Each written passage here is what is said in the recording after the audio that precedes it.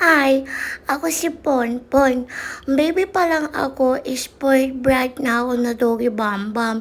Nung bago pa lang ako dito sa bahay namin, kinulong nila ako sa likod kasi baka daw meron na akong sakit.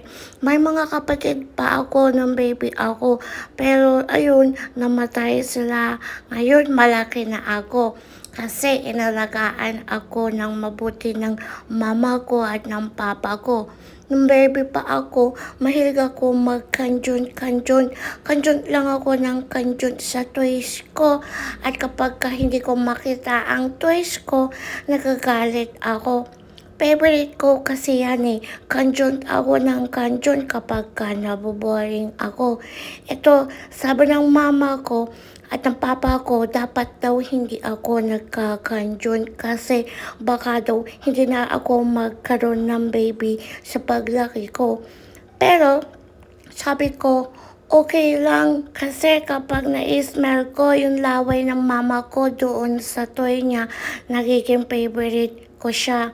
Kasi sabi nila, pag nag-asawa daw ako, papalayasin ako dito ng mama ko at saka ng papa ko. Kaya yan, gustong gusto ko lang talaga yung toys na yan na si Piglet. Pero ngayon, wala na itong toy ko na to kasi tinapon nila. Pagka ako nababaksin, alam ko kung kailan nila ako dadalhin doon sa doktor para maturok yung petnas ko. Nasusuklayan ako ng mama ko kasi dadamitan pa niya ako para hindi daw ako magkaroon ng balahibo doon sa kotse namin. At ito pala yung darapel ko, pinakamalaki yan, ang hirap nga yan eh. Marunong din akong sumakay sa kotse namin at saka alam na alam ko kung paano ako sasakay at kung saan ako uupo. Kapag pupunta kami ng doktor, alam ko kasi nararamdaman ko pero hindi nila sa akin sasabihin. Natutulog nila ako sa pet ko para malaman nila kung okay ba ako. Tapos magpapahila talaga ako at hindi ako makikiharap dun sa doktor. Pero pagkatapos, si mama ko wala siyang pakialam pag natusok na ako ng doktor. Kaya pagkatapos niyan, dapat dadalhin nila ako sa SM.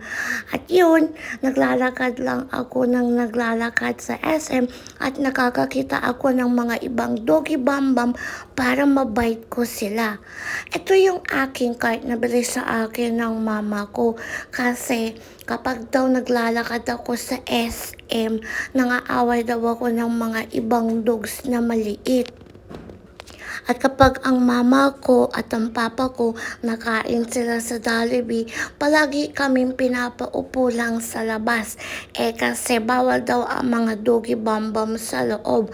Magagalit si ate at saka si kuya kapag yung libo ko makakalipad doon sa patain nila. Lagi akong naaantok kasi alamig-lamig naman ng sa SM.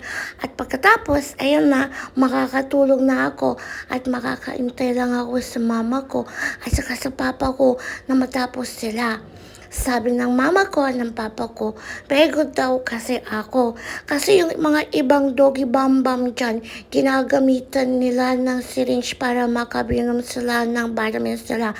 Pero dahil isa akong smart doggy bambam, hinihingi ko ang vitamins lang sa platito para makakainom ako ng madami. Paborito ko yung vitamins ko kasi sabi nila magiging malakas ako at hindi ako magkakasakit. Sige.